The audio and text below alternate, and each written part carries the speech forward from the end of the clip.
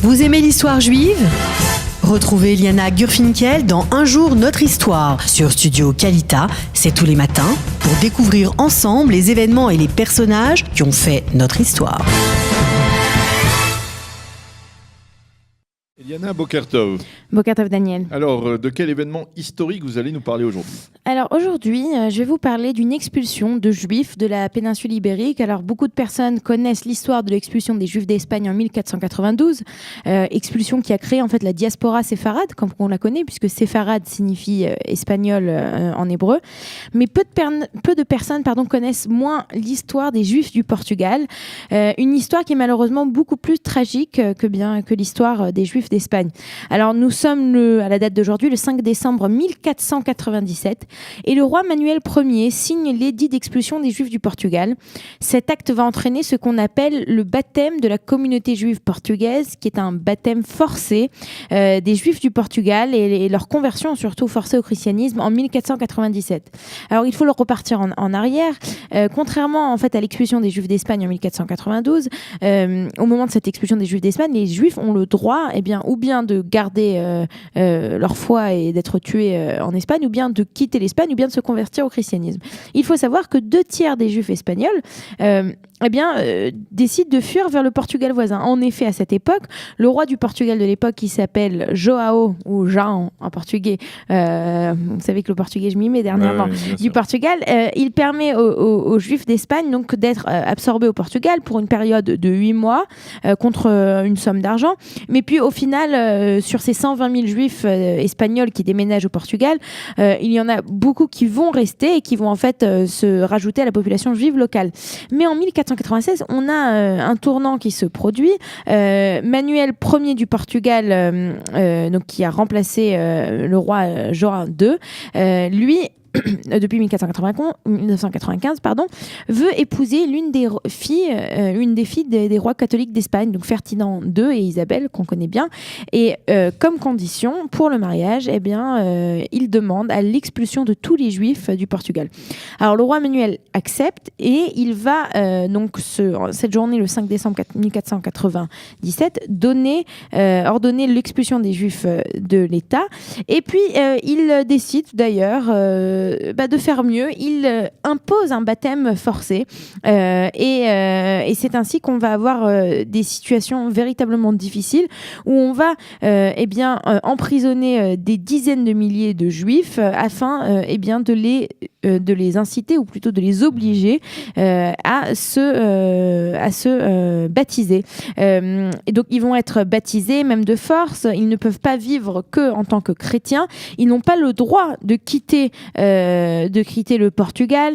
L'Inquisition est très présente. On a des lourdes peines qui sont exécutées par le tribunal de l'Inquisition, qui est extrêmement connu pour sa conduite fort cruelle.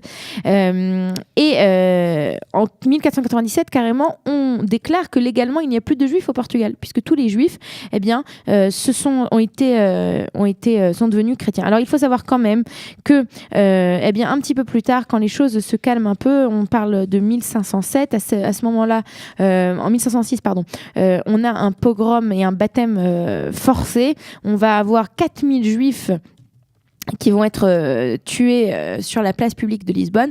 Et à ce moment-là, juste après, on va donner une petite possibilité aux Juifs de quitter le Portugal. Et à ce moment-là, en masse, beaucoup de Portugal vont quitter et vont partir rejoindre cette diaspora séfarade qui est déjà présente dans de nombreux pays. Alors elle va elle aussi partir. Elle va partir beaucoup en Turquie, dans l'Empire ottoman de l'époque, à Amsterdam, en France, au Brésil, dans les Antilles, etc. Tout ça pour échapper à l'Inquisition portugaise. Et il faut savoir aussi que beaucoup de ces personnes-là, quand ils quittent le Portugal un peu plus tard, alors on les considère déjà comme des maranes, comme des crypto-juifs, ces personnes qui ont caché en fait leur judaïsme, et quand elles retournent, quand elles arrivent dans ces pays où il y a beaucoup plus de liberté, elles recommencent très rapidement à pratiquer leur judaïsme. Et donc il faut savoir que peut-être la plus grande partie de cette diaspora séfarade, elle vient d'Espagne, mais elle ne vient pas directement de l'Espagne, puisqu'elle va faire un passage au Portugal, un passage qui malheureusement va être très difficile. Je le rappelle, sous le roi João II, c'était facile, et sous le roi Manuel Ier, c'était beaucoup plus compliqué. Alors merci pour cet éclairage historique, mais il faut rappeler aujourd'hui que au Portugal aujourd'hui, eh bien, on parle de plus en plus des racines juives du Portugal, et que on dit en fait, c'est ce que l'on répète souvent, c'est qu'au moins un quart des Portugais aujourd'hui auraient des racines juives, et cela se traduit par toutes sortes de manifestations assez intéressantes.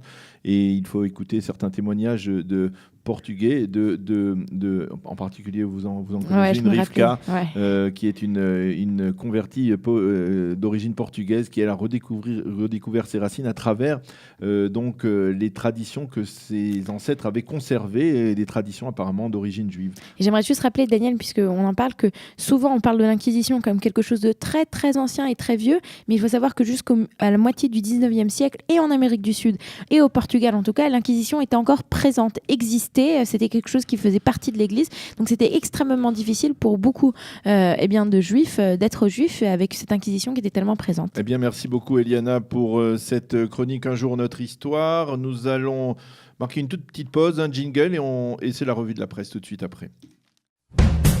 Vous aimez l'histoire juive ?